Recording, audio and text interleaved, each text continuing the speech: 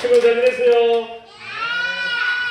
이렇게 인사하는 것은 목소리도 정말 크고 반가운데 우리 친구도 오늘 찬양 부를 때 너무너무 힘이 푹 주고 있었어요. 자, 오늘 하나님께 나왔으니까 하나님께서 우리 친구들에게 어제까지도 없었던 새로운 힘을 주실 거예요. 하나님께서 여러분들에게 새로운 힘을 주실 줄 믿습니까? 유랑이 믿습니까? 잠깐만, 유랑이 누구예요? 내가 아는 유랑이는 어디 갔어요? 우리 영훈이 대답 정말 멋지게 잘했어요. 자, 우리 다시 한번 이제 하나님이 오늘 우리에게 새 힘 주실 줄 믿습니다 하면 우리 친구들 내가 낼 수 있는 가장 큰 소리로 우리 아멘 힘차게 해보겠습니다. 오늘 하나님이 우리 친구들에게 새 힘 주실 줄 믿습니다. 와, 기분 좋습니다. 오늘 말씀을 시작하도록 하겠습니다. 자, 꽃을 한 개 보여줄 거예요. 전사님이 이 꽃 이름을 계속 못 외우고 있더라고요. 이게 꽃이에요, 꽃. 왜 싶었지? 네플레시아라는 꽃인데 이 꽃의 크기가 얼마나 큰가 하면 우리 초등학교 1, 2, 3학년들보다 크기가 더 크대요. 무게는 자그마치 한 20kg 정도까지 나간대요. 자기 몸무게가 20kg 미만인 사람, 미만인 친구. 저요! 깜짝 놀랐어요. 자, 거짓말은 안 되지요, 우리 친구들. 이렇게 이 꽃은 아주 크기도 크고 무게도 많이 나가는데 냄새도 아주 고약하대요. 누가 봐도 꽃은 안 생겼는데 그런데 이 꽃은 아주 더운 지방에서 잘 자란대요. 그런데 만약에 이 꽃을 우리나라에 가지고 오면 어떻게 될까? 죽어요! 왜 죽어요? 우리나라도 따뜻하고 봄이 있고 아주 무더운 여름이 있는데 죽어요! 그런데 말 그대로 이 꽃이 겨울 되면 어떻게 될까? 우리나라 겨울은 몹시 춥고 눈도 펑펑 내리는데 말라 죽을 수도 있고 얼어 죽을 거예요. 그러면 이 꽃이 잘 자랄 수 있는 환경, 따뜻한 나라에 있으면 잘 자랄 수 있어요. 아프리카는 아니고 예를 들면 말레이시아라는 나라가 있는데 우리나라에서는 동남아시아라는 하는 지역이 있어요. 그곳은 항상 기온이 30도 정도 이상. 우리가 춥다 하는 겨울도 30도, 여름에는 한 40도까지 돼요. 그런 기후에서 잘 자라는 거예요. 그렇게 해서 또 우리 친구들도 그러면 어떤가 하면 우리 친구들도 어떤 환경에서 우리 친구들은 잘 자랄 수 있을까? 부모님이 주시는 밥도 잘 먹고 학교도 잘 가고 잘 자랄 수 있지만 우리 친구들은 하나님을 믿는 믿음의 사람이니까 믿음에서 잘 자라려면 우리 친구들에게 무엇이 필요한지 오늘 우리가 말씀을 통해서 한번 알아보도록 하겠습니다.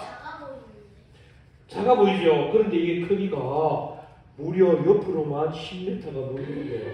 엄청 크대요. 그러니까 사진을 아주 잘 찍으면 되겠죠. 이제 네플레시아 꽃은 그만!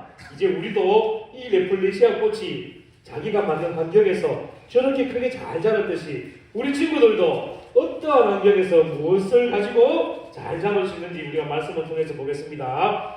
예수님이 우리 죄를 대신해서 십자가에 돌아가시고 며칠 만에 살아나셨지요? 3일 만에 살아나셨고 사흘, 3일 다 맞아요. 하늘로 올라가셨는데 예수님이 하늘로 올라가신 지 30년이나 지났는데 초대교회에는 문제가 한 개가 있었어요. 하나님을 믿습니다 하면서 교회에 딱 왔는데 그런데 이 사람들이 예수님을 믿지 않은 거예요. 가짜의 믿음을 가진 사람들이 교회에 들어온 거예요.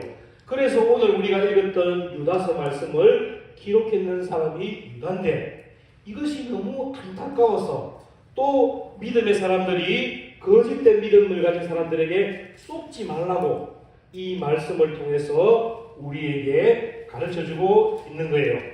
이 사람들은 나 하나님 믿습니다 하면서도 첫 번째 예수님을 안 믿어요.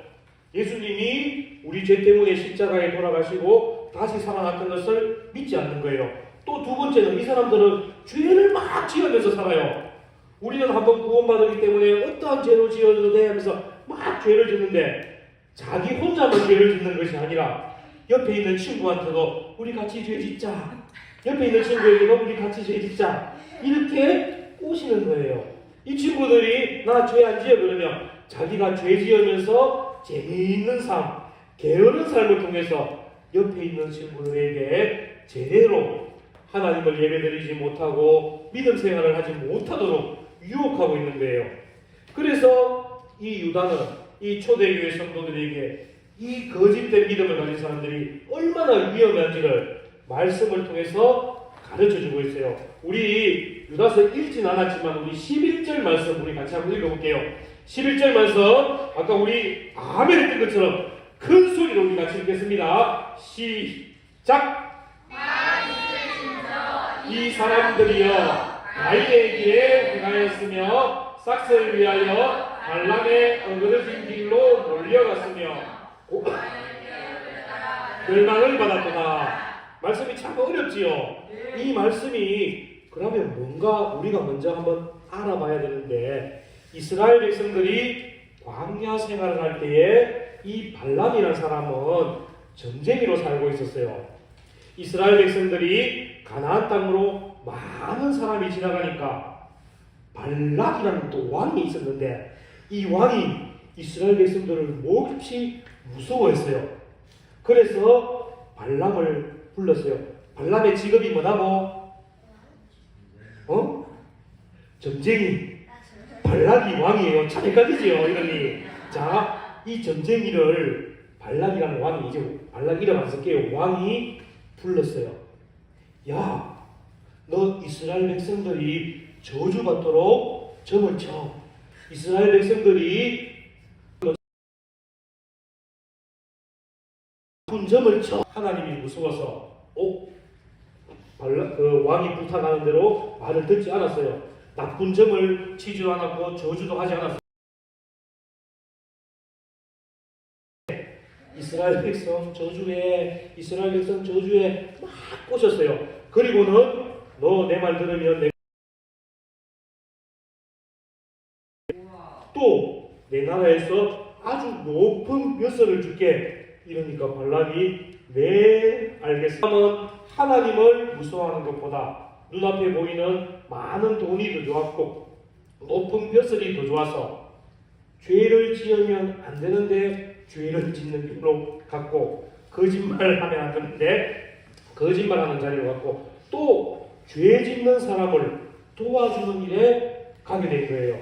그래서 유다 선생님은 이 발람과 같이 지금 교회에 들어와서 거짓 믿음을 가지고 있는 사람이 똑같다. 이런 사람들을 우리가 구별해서 그 사람들을 내쫓아야 되고, 또 그 사람들이 가르쳐주는 말, 그 사람들이 하는 행동 우리가 본받지 말고, 우리는 오직 믿음 안에서 하나님을 예배드리고 예수님이 우리의 구원자가 되심을 믿고 날마다 부활의 소망을 가지며 살아가야 된다고 가르쳐 줬어요. 그러면 이 유다 선생님이 어떻게 하면 우리가 이렇게 거짓된 사람, 거짓된 믿음의 사람에 속지 아니하고 부활의 소망을 가지며 살아갈 수 있는지 우리가 말씀을 통해 알아보는데, 첫 번째는 이 유다 선생님이 우리에게 믿음의 도를 위하여 힘써 싸우라고 그랬어요. 이 싸우라고 해서 그 거짓된 믿음을 가진 사람들하고 막 주먹쥐고 싸우는 것이 아니라, 우리에게는 하나님의 말씀이 있기 때문에 하나님의 말씀을 가지고 그 거짓된 사람을 이겨라, 이런 뜻이에요. 그러면 우리가 어떻게 하면 믿음의 도를 지키며 열심히 싸울 수 있을까? 첫 번째는 먼저 유다는 예수님의 말씀을 전하는 사람, 예수님의 말씀을 가르쳐주는 사람, 예전에는 이분들을 사도라고 했어요. 이 사도의 말씀을 먼저 기억하라고 이렇게 했어요. 예수님이 하늘로 올라가신 후에 복음을 전하고 또 교회에서 선생님으로 지도자로 섬겼던 사도 바울이나 베드로의 말씀을 우리가 잘 듣고 그 말씀을 잘 지키라고 가르쳐 준 거예요. 지금 우리 친구들로 말하면 말씀을 전하는 전도사님이나 또 우리 공과국 우치하는 여러분들에게 말씀을 가르쳐 주시는 선생님, 또 교회에서 하나님의 말씀으로서 우리에게 하늘나라의 복음을 전해주시는 목사님의 말씀을 잘 듣고 그 말씀을 따라 살아가라, 이렇게 얘기한 거예요.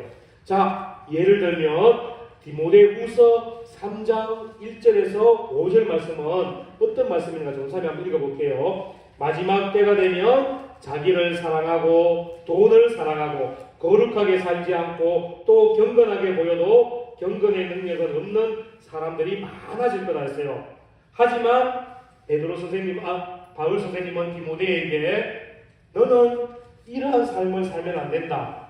나를 사랑하고 돈을 사랑하면 안 되고 하나님을 사랑하고 끝까지 말씀을 지켜 살며 이 사람들과 똑같은 삶을 살지 말고 그 사람들에게서 벗어나야 된다. 이렇게 가르쳐 주었어요. 사도 바울이 경고한 사람들과 유다가 말한 싹스를 쫓아간 바람과 같은 이런 사람은 똑같은 사람이에요. 그런 사람들과 같은 말도 하지 말고 같은 행동도 하지 말고 같은 생각도 하지 말고 너희는 그 사람들을 떠나서 그 사람들을 닮지 말고 오직 하나님의 말씀만을 따라라고 가르쳐 준 거예요.